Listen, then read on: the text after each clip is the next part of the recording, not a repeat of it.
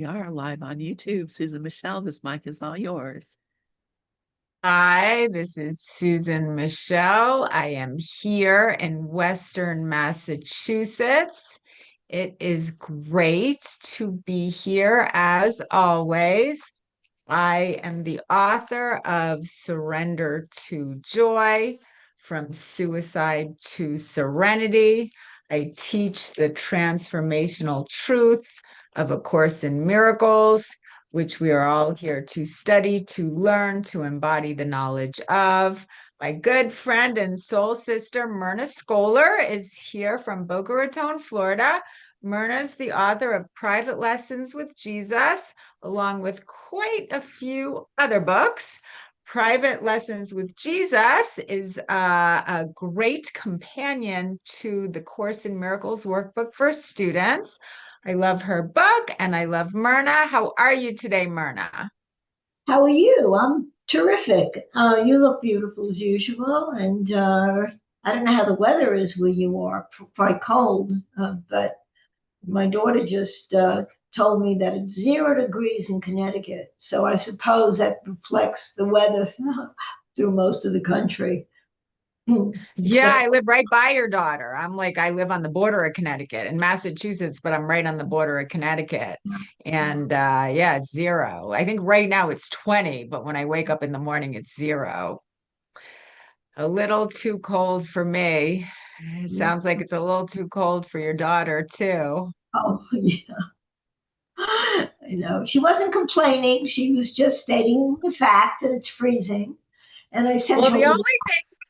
the only thing good about the cold is it makes you appreciate the warmth. Just like I was saying, the only thing good about the darkness is it makes you appreciate the light, right? Yes, for sure. Really. Well, I wake up every day in warm weather, so and I appreciate it every day. I really do. I, I enjoy it. Winter, spring, summer, fall.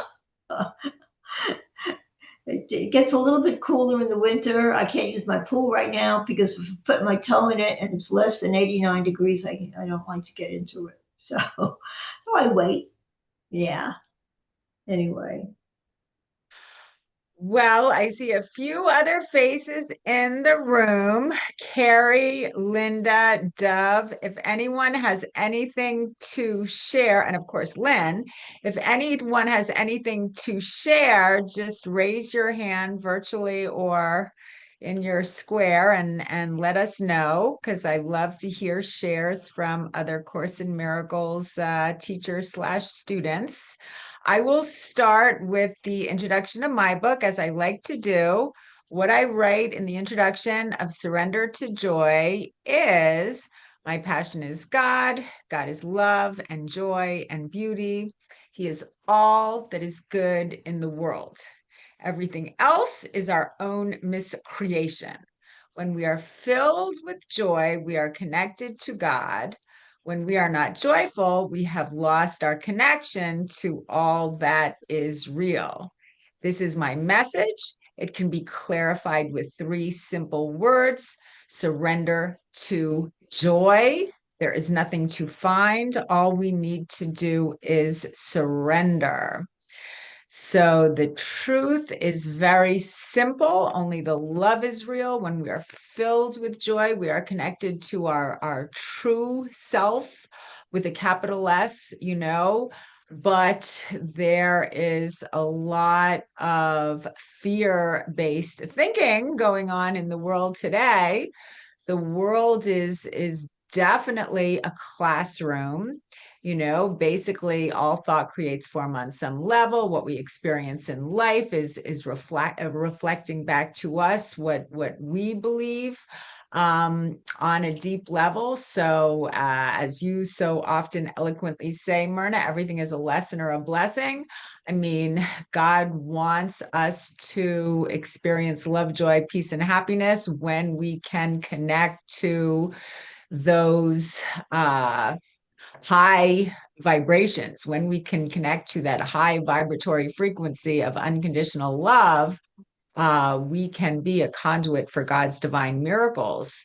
when we block that love, we are not as we can't be a conduit for God's divine miracles. I was listening to a podcast today on YouTube prior to the talk. I always listen to lots of Course in Miracles teachings prior to my time in Gather. I did listen to Course in Miracles on Audible. I was also listening to this podcast. It was a father who had been studying A Course in Miracles for over 4 decades, they said. And he was teaching his son, who was a new student of A Course in Miracles. So it was a back and forth between father and son. And it was very simple, because it was for new Course in Miracles students. I thought it was very well done, though, very easy to follow. And I enjoyed this little podcast. And what the father did is he read over the introduction of A Course in Miracles, which is so wonderful. I always recite the last 3 lines in the introduction when I end this talk, but to really go over the whole introduction is very wonderful. I mean, it says here in the text, it says, this is a Course in Miracles. It is a required course. Only the time you take it is voluntary. Free will does not mean that you can establish the curriculum. It means only that you can elect what you want to take at a given time. So this is what is so wonderful. The course does not aim at teaching the meaning of love, for that is beyond what can be taught. It does aim, however, at removing the blocks to the awareness of love's presence, which is your natural inheritance. The opposite of love is fear, but what is all encompassing can have no opposite. The course can therefore be summed up very simply in this way: nothing real can be threatened, nothing unreal exists. Herein lies the peace of God. I mean, in this world, there's definitely duality. There is love, there is fear, there is good, there is bad, there is two ways of behaving in this world. There is happy, there is sad. But what A Course in Miracles is telling us is our true nature is love, and love has no opposite, So we're either thinking clearly or we're not thinking at all. God is all there is. There is nothing else. So I think we come into this world. So we're living our life in this world of duality, but the truth is that only the love is real. So when our mind is aligned with God's mind, we only see the beauty. We only see the innocence. We only see the good. So we're taught in A Course in Miracles to forgive. We're taught in A Course in Miracles to overlook the negative, to not even see people's errors, not condemn or judge people for their errors. We're taught to look through their errors to the truth on the other side. So, and it's a daily discipline. I think it's a daily discipline. And when we can stay connected to the truth, we keep our energy at a very high frequency. Thoughts, Myrna? Yes, you mentioned blocking the love's presence. The Course in Miracles teaches actually that blocking love's presence is the result of choosing fear or separation over unity and God's connection, divine connection. And ACIM tells us that our love is our natural state, and any attempt to block or resist it comes from a mistaken belief that we're separate from God and separate from one another. And when we hold on to grievances and judgments or fear-based thoughts, we create barriers in our minds that prevent us from experiencing the fullness of love that's always available. It's ongoing. It can't be exhausted. And the Course does tell us that these blocks are not real, that they're illusions. So anything other than God's love is an illusion which is created by our own mind. And by recognizing and releasing the blocks to love's awareness, such as anger and guilt, anxiety, we allow love's presence to shine, and it restores peace and harmony within ourselves and in our relationships. And ultimately, of course, in Miracles does encourage us to forgive and let go of those obstacles so that we can experience the ever-present love of God in everything we see and everything we do, really. And in effect, that really does bring us to today's lesson. It's perfect because today's lesson is lesson 30, and it says that God is in everything I see because God is in my mind. So I think the lesson itself invites us to recognize that the world we see really is a reflection of our own thoughts. And since God is in our mind, everything we perceive reflects the presence of God. And we have to practice this idea because then by practicing, it helps us shift our perception from seeing separation like fearful situations, and it helps us to shift from that to seeing God's holiness in everything, because God's presence it just is. It's in everything we see. It's just is. And so therefore, if God is, and God is in everything I see because God is in my mind, doesn't this awareness help us to reshape how we view the world, how we view people, how we view situations? And so this is such a valuable teaching because it does release us from fear. When everything we perceive in the world is a projection of our own mind, and then we see that God exists within our mind as our prime source, then all we see must envelop God's presence as well. And if we don't see God in all things, then whatever we do see is an illusion. So that tells me that anything apart from God is an illusion. And if at the same time, if God is in everything I see, then by recognizing that God is in our mind, we begin to realize that everything we encounter has God within, God's presence within it. And I see that, I really do, because I do see God in everything. I really do. When I drive my car in the morning, when I get into my car, not that the car has the same consciousness that we have, but I definitely see a certain consciousness within that. I see God within that significance of that in animate object. So it does change our perception. Do you agree, Susan? Yeah, I do agree. I know. I love the lesson of the day that you brought up. God is in everything I see because God is in my mind. And also, I love the fact that Lynn sends these emails to us, these lessons each morning, along with excerpts from A Course in Miracles that are related to the idea of the day. Thank you so much, Lynn.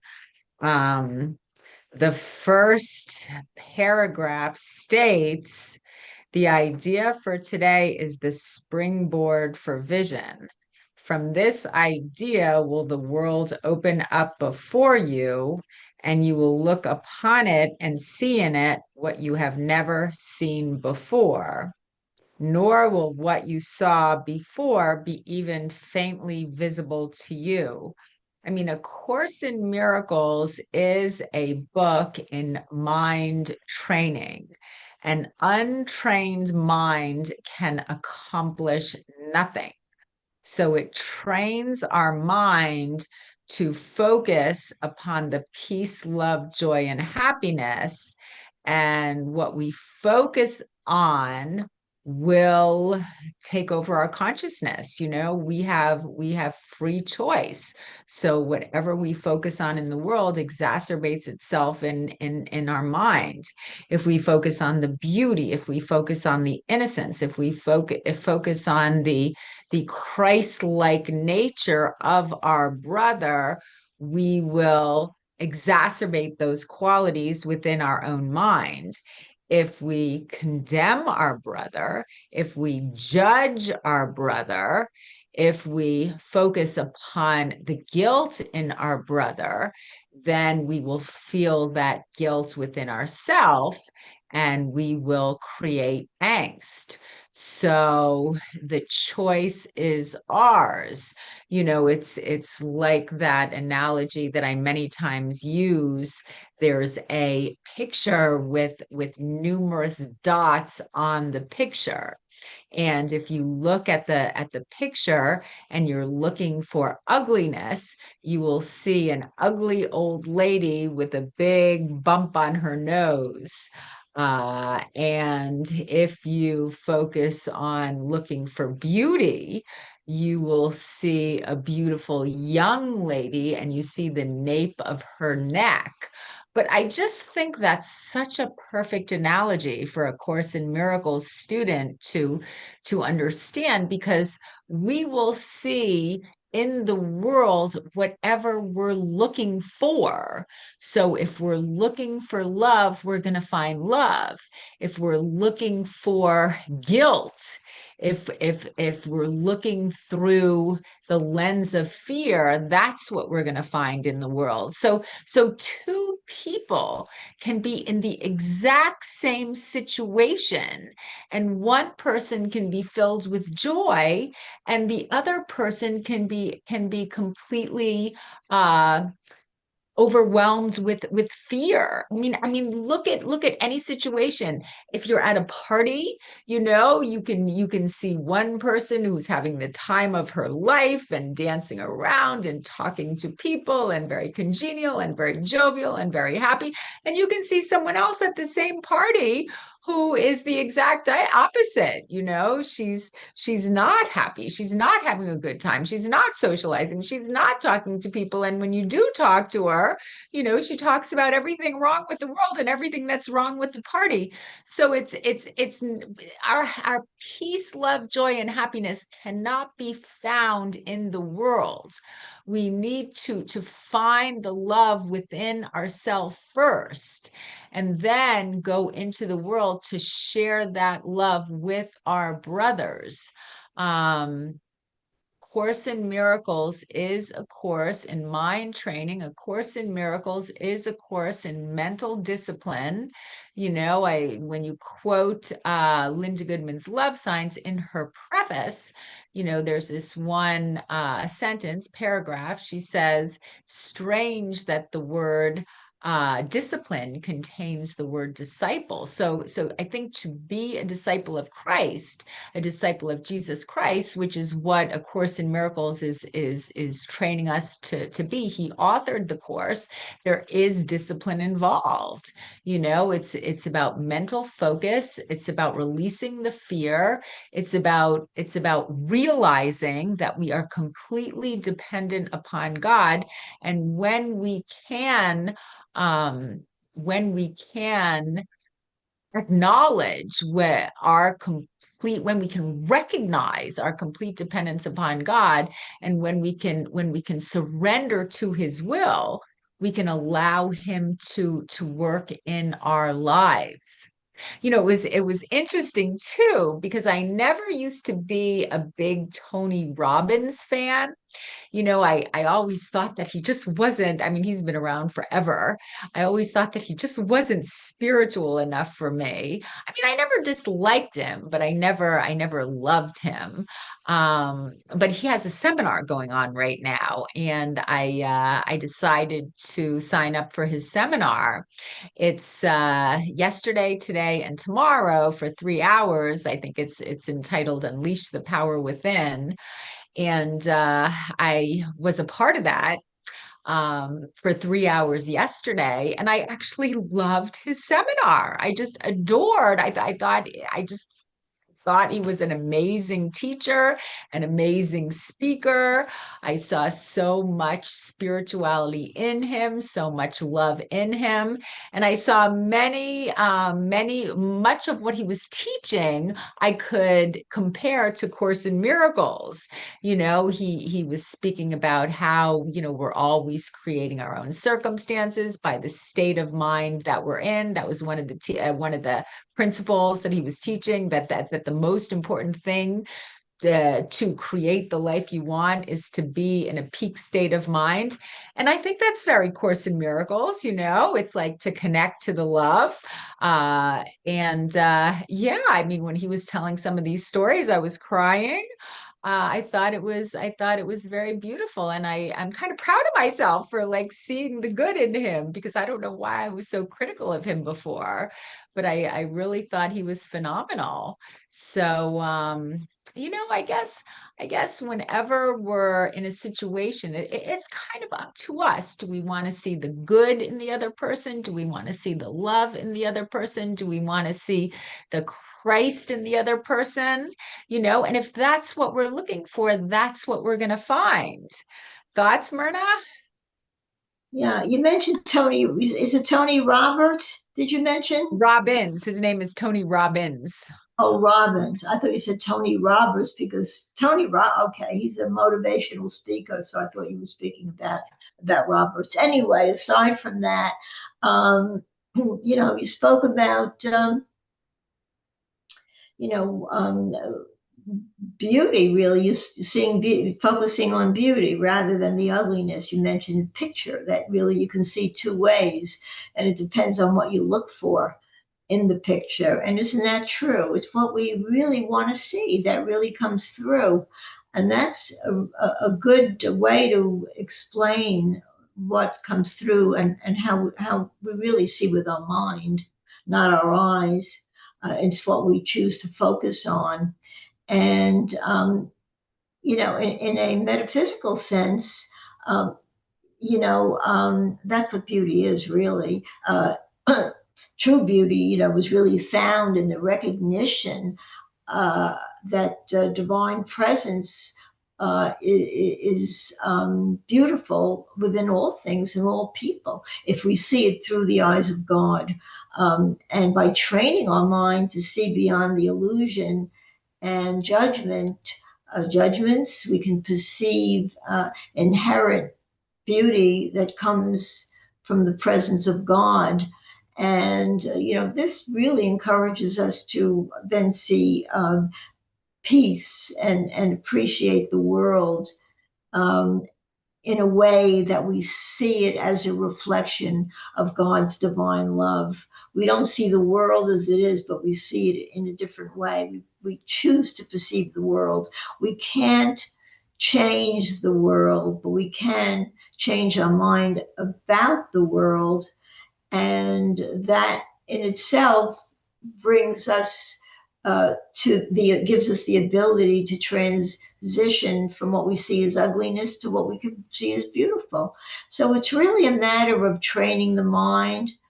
And you mentioned an untrained mind, which really can accomplish nothing. And according to, um, you know, its philosophy, the course's philosophy, the mind has to be disciplined and guided properly in order to perceive reality truly, rather than being ruled by thoughts like fears and random thoughts that come up that really don't serve our purpose whatsoever.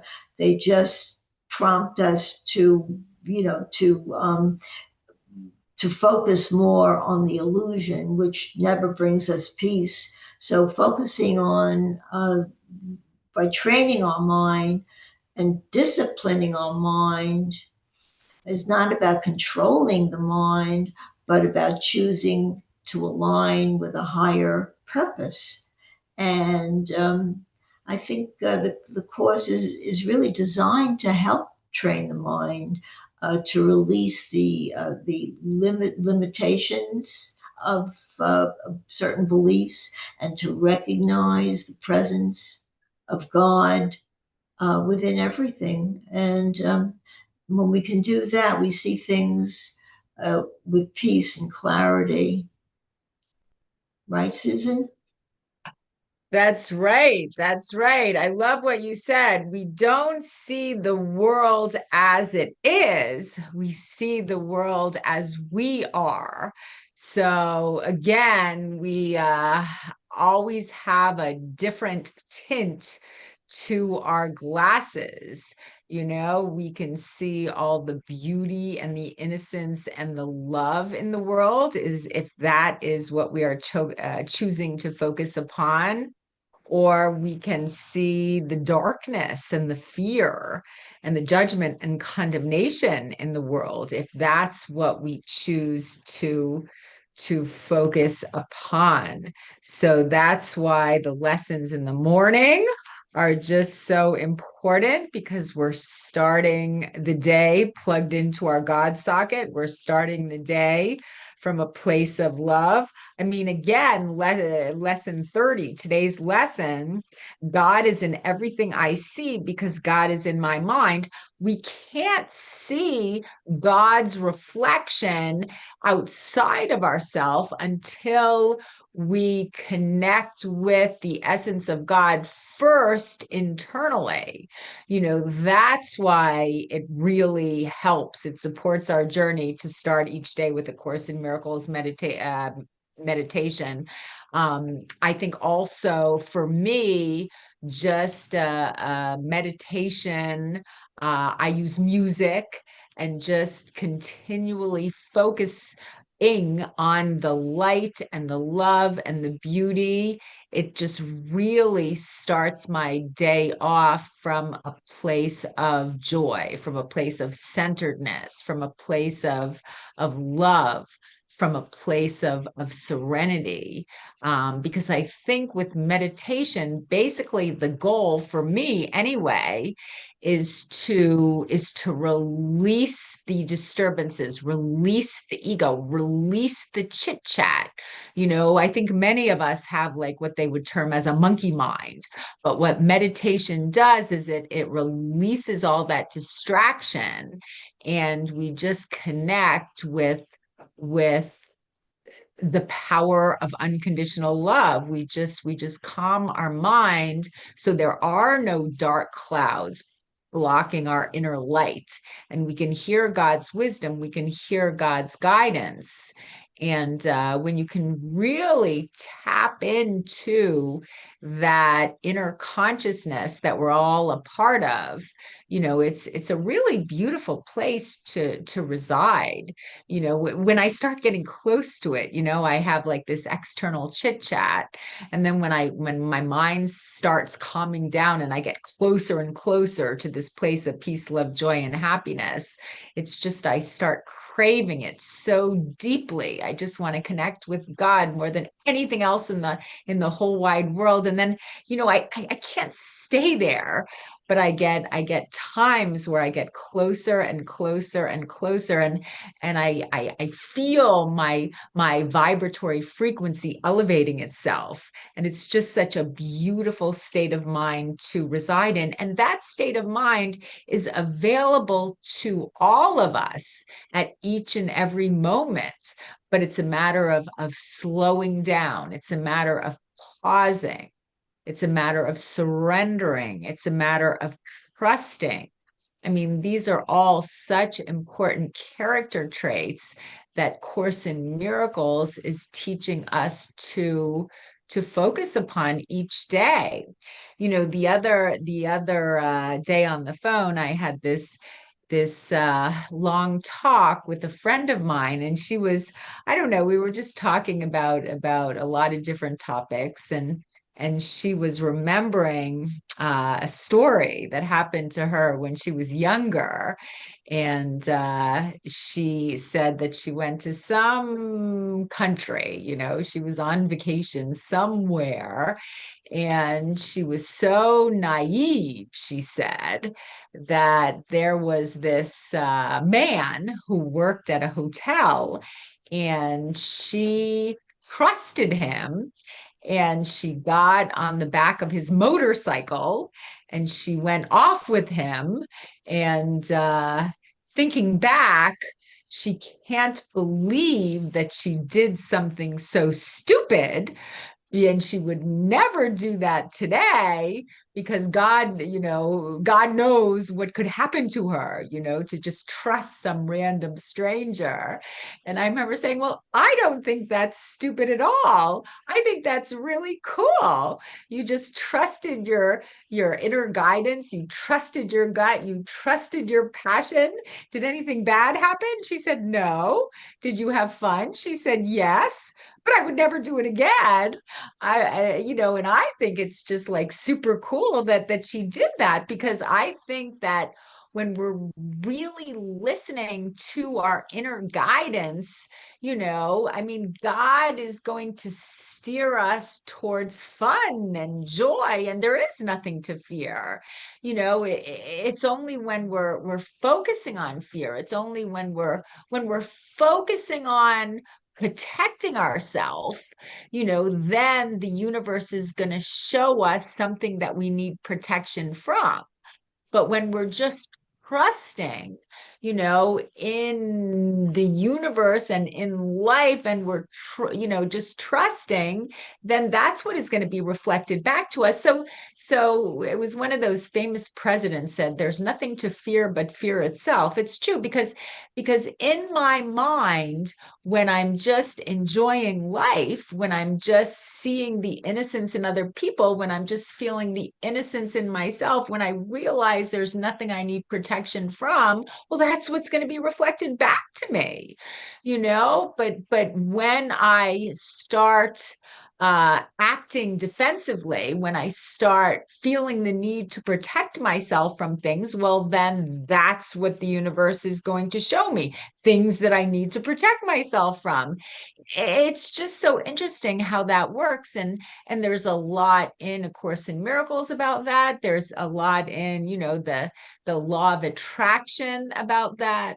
In A Course in Miracles, Jesus writes, all thought creates form on some level. So we're always creating our own reality. And that's why A Course in Miracles says, our strength is in our innocence. The strongest people are the people that connect with their own innocence. The strongest people realize they have nothing to defend, because once you start defending your position, you give the ego power. We don't have to fight with the ego. The ego loves when we fight with it, The ego loves when we fight with it. And that's what gives it power. But we don't need to fight with it, because the ego is not real. The ego is illusory. All we need to do when the ego comes at us is pray and focus upon the light, focus on the love.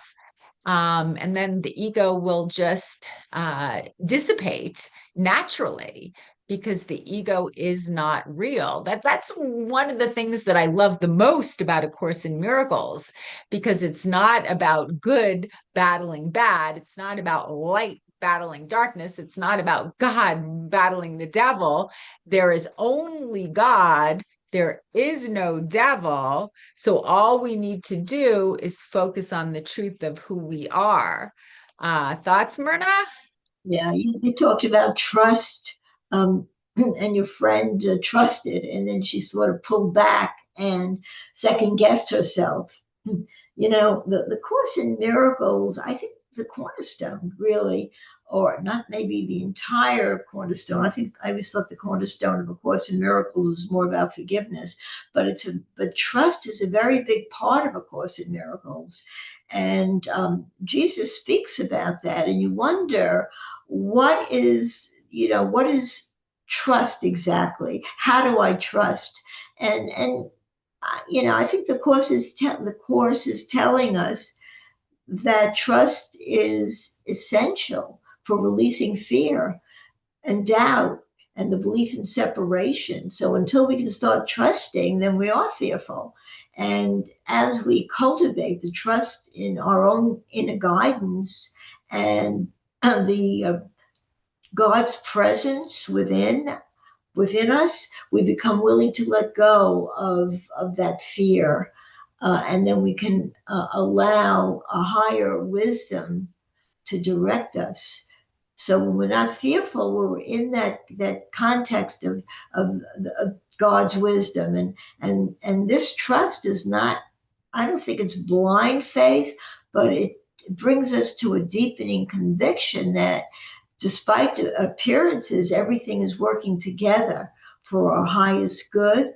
So, through repeated experiences of letting go and witnessing only positive results and getting positive results, then our trust does grow stronger, and it ultimately supports our journey towards peace and awakening. So, I think trust is really a tremendous part of our spiritual journey because it's gradually built, I think, as we practice forgiveness and choose love over judgment. And then we're reassured that as we learn to trust in the loving guidance of the Holy Spirit, then we're gently led away from fear and towards us, and it brings us towards a sense of safety and certainty that transcends worldly experiences or worldly circumstances. And in this way, it opens up the door to miracles because it aligns us with the truth of our spiritual nature and the loving support that's available to us at all times. And it's all a matter of training. We let go of judgments and open our mind to the possibility of seeing with love rather than fear. Then we begin to notice beauty. In fact, as we said before, beauty is in places we may have previously overlooked. It's not limited to physical form, but it's reflected in acts of kindness, forgiveness, and the quiet presence of peace that arises when we remember our connection to the divine. And in this sense, beauty becomes a reminder of the unity and wholeness that underlines all of creation. So it's what we just choose to focus on. It's what we train our minds to adhere to. Right, Susan? Mm-hmm. Right, Myrna. Right. Trust is such a wonderful topic. I just remembered this story that Lisa Natoli told once, and I thought this was really funny because it reminds me of like myself in so many ways. She said that when she used to go to parties, I'm sure 30, 40 years ago, way back, but she said she was very insecure. So what she would do is she would plan out like different stories, like kind of take notes, or I might not be getting the story perfect, but she would plan out what she was going to say at these parties. And I really thought of myself, because obviously that's lack of trust. I used to do the same thing. When I was I don't know if I did it for parties, but I definitely did it when I was making phone calls when I had something to talk about with a boyfriend, because I was big on special relationships, and I would, if something went wrong in the relationship, I would put on an index card exactly what I was going to say when I called him, to get him back. So my goal was always to get him back. So I think that what that exemplifies, it exemplifies what lack of trust is. Lack of trust is when we plan out what we're going to do because we want a certain outcome. Trust is letting go and allowing God's voice to speak through us. Oh, there's that paragraph that so many of us start out with. And of course, in miracles, that I am here only to be truly helpful. I am here to represent him who sent me. I do not have to worry. Now, this is all about trust. I do not have to worry about what to say or what to do because he who sent me will direct me. I am content to be wherever he wishes, knowing he goes there with me. I will be healed as I let him teach me to heal. When we plan out what we are going to say because we're trying to control the outcome, that is complete ego tactics, completely egoic. I'm going to say this because this is what I want the outcome to be. So, that's like the opposite of being a miracle worker. That's the opposite of surrendering to God when we plan things out exactly. Trust is about letting go. Trust is about knowing that the right words will come to us at the right time because we're allowing the Holy Spirit to speak through us. And that's what miracles are all about. Anything that comes from love is a miracle. There is no order of difficulty in miracles. One is not bigger or smaller than another, but in order to be a conduit for God's divine love, in order to be a miracle worker, we need to trust God. We need to trust our higher guidance to speak through us. That's what the Course in Miracles is teaching us to do. And when I can trust, when I can truly trust and allow God to speak to me through my brother, it's just the joy that comes from that is beyond words. Again, that is what A Course in Miracles is teaching us to do. And trust is so foundational for those miracles to happen. It's about not planning.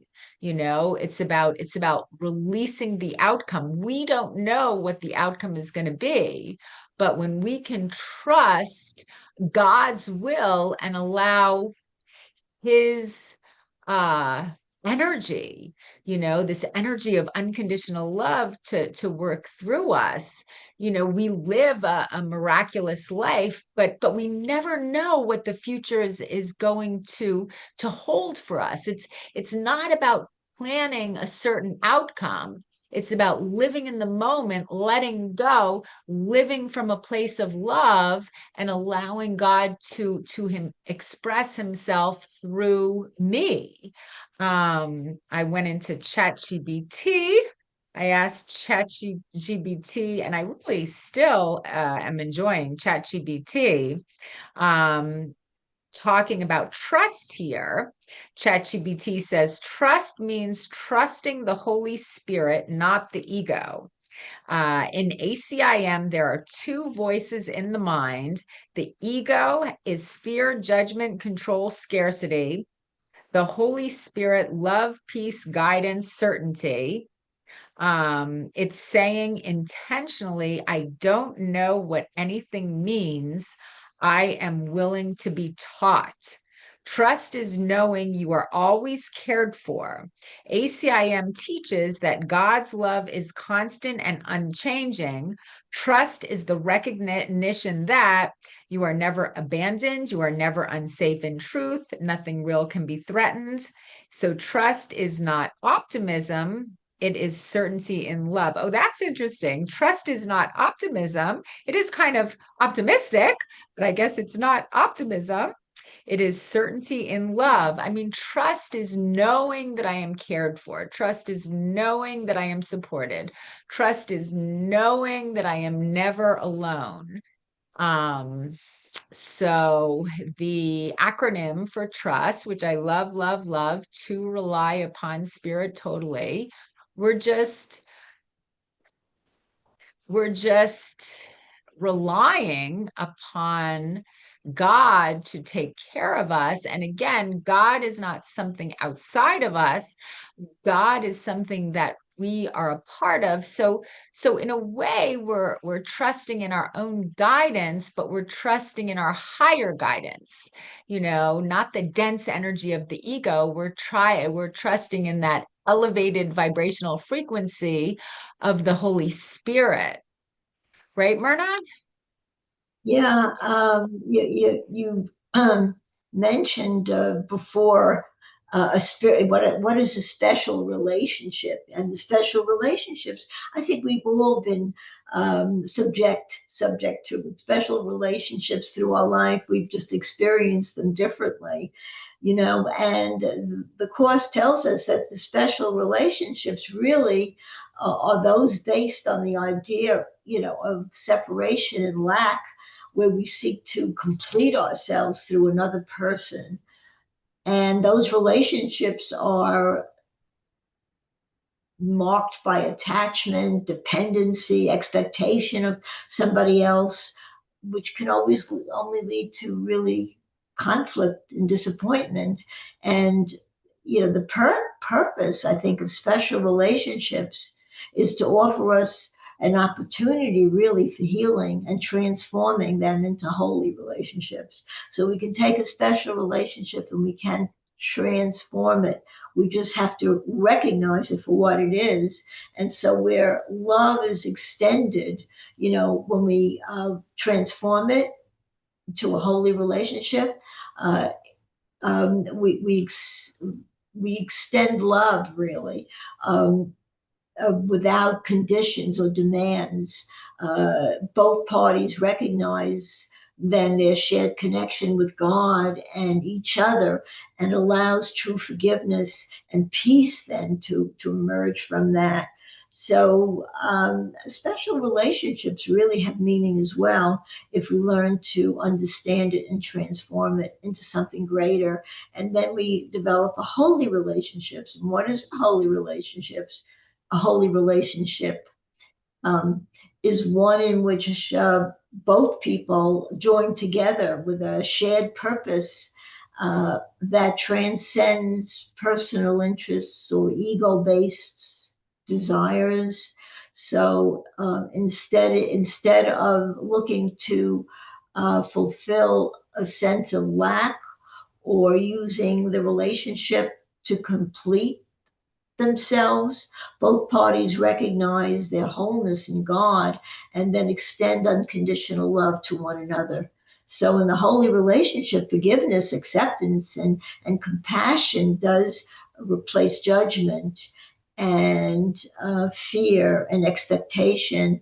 And this allows the relationship to become a powerful means for healing and awakening. And as both individuals support each other in remembering, we teach each other to remember our true divine nature. And again, the special relationship is just based on the idea of lack. And, that we need another person to complete ourselves. And you made the statement too that I am never alone. I am never alone. That to me indicates that God's presence is always within us, and we're inherently connected to something greater than ourselves. And according to ACIM, our true nature is really spiritual, and separation is an illusion created by the ego. And this means that no matter how isolated we may feel, um, you know, that's not true. That we're always accompanied by divine love and guidance, and our true connection is really connection to God. Um, and recognizing that we're never alone, helps us to move beyond feelings of loneliness, which we all tend to feel. That's the ego showing its ugliness when we're feeling loneliness and deprived. And we have to just keep reminding ourselves that, love, comfort, and support are always available. And this is such an important thing to know, because we can experience greater peace and trust through the presence of God. And that's where it comes from. Right, Susan? Right, right. And when I used to think of special relationships, I always thought it meant romantic relationships. But it's not just romantic relationships, it's any relationship. Any relationship can be special, and any relationship can transform itself into a holy relationship, because a special relationship is about needing the other person. So, in a special relationship, our ego wants to get something from that other person that I feel is lacking in myself. So I need that other person to complete me. In a holy relationship, I realize that the only thing that I need to be happy is a true connection to God. So everything that I need is within. And the only thing I want in my holy relationship is to extend God's love to him or her. So, A Course in Miracles teaches us how to transform special relationships into holy relationships.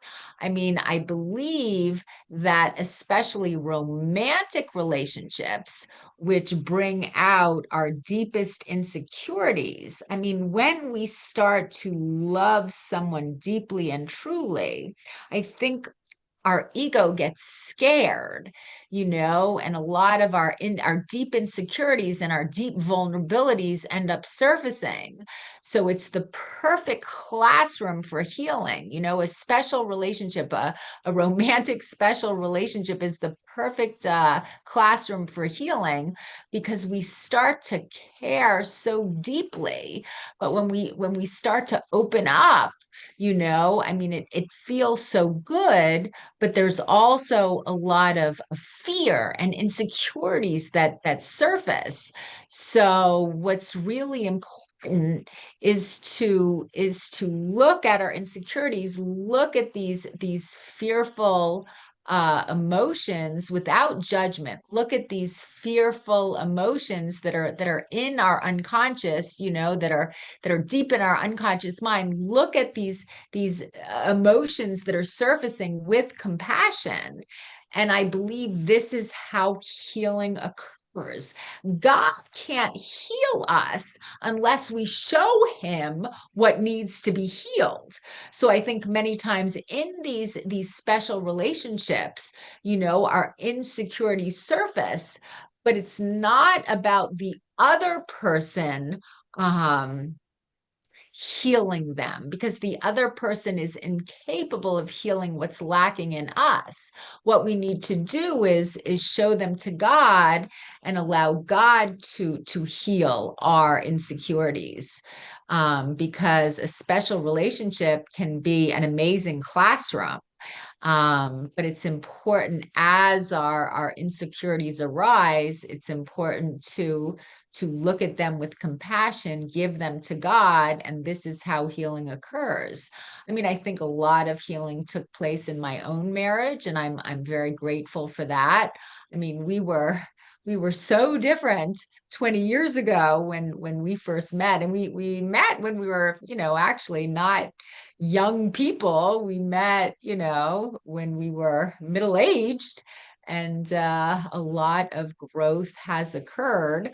My husband was not a Course in Miracles student at the time we met. He is a Course in Miracles student now. I think for us to both be Course in Miracles students really helps with healing. It really helps when we have disagreements, because what we do is we pray.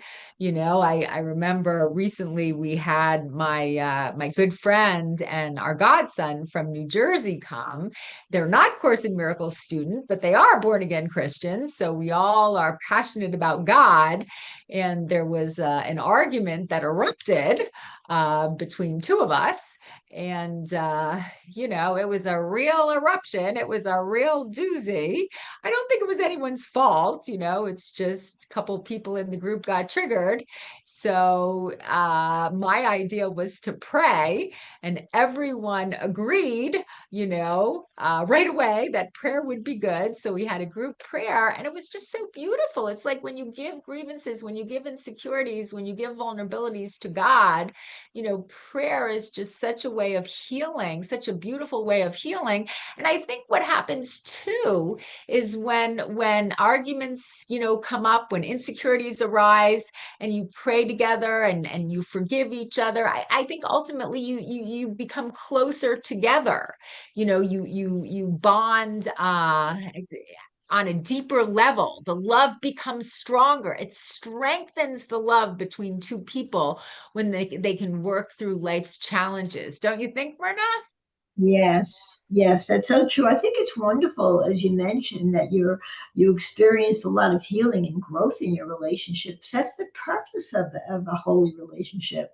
How you can transform from a special relationship to one that you just mentioned. I think that's wonderful, and it's so great that you can share that with your husband. It's just terrific to have that advantage that the two of you really can grow together in such a way where you have the course as a love that you can really choose to share with one another. I think it's great. I really do. I told you that I met Rob Schwartz, and it was lovely having lunch with him. This was when we were in Sarasota, and he asked me if Pat was a Course in Miracles student. Pat was right there. And I said, no, Pat isn't. In fact, I don't think I've ever been with anybody who was a Course in Miracles student. The only way I've ever developed relationships through a Course in Miracles has been through classes that I've attended or gather, speaking with you. But it's great when you can just sit side by side and speak of it, because then you can explain things to each other and the understanding is all encompassing. It's wonderful. You mentioned the prayer. I love this prayer. I sent it to my daughter. I have it on my phone. Okay, I sent it to her the other day, and you just read it. I am here only to be truly helpful. I am here to represent him who sent me. I do not have to worry about what to say or what to do, because he who sent me will direct me. I am content to be wherever he wishes, knowing he goes there with me. I will be healed as I let him teach me to heal. I love that prayer. I really do. And, I mentioned that I don't share A Course in Miracles with Pat, but the love that we share is really what counts. It doesn't have to be exhibited through the Course in Miracles. I wanted to make that clear. I'm not missing anything either, because like I explained to Rob, that he's spirit, that even though he's not Course in Miracles, I know he's spiritual because he always does the right thing. And that's really all to me, that's all I really need in my life. But as I just read this prayer that I love, the first line, I am here only to be truly helpful.